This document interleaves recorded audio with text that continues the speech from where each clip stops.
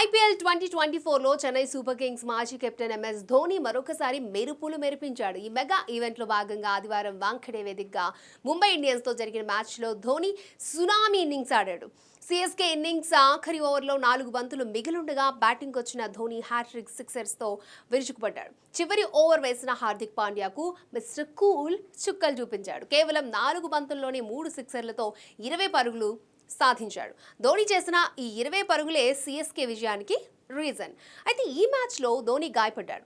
Pacer 10 run వేసిన ఓవర్లో బంతిని ఆపే టైంలో మిస్టర్ కూల్ కాలికి గాయమైంది. అయినప్పటికీ ధోని నొప్పితో బాధపడుతూనే తన వికెట్ కీపింగ్ బాధ్యతలను కొనసాగించాడు. అయితే మ్యాచ్ అనంతరం సిఎస్కే టీం హోటల్కు వెళ్లే టైంలో ధోని కుంటుతో నడవడం కనిపించింది.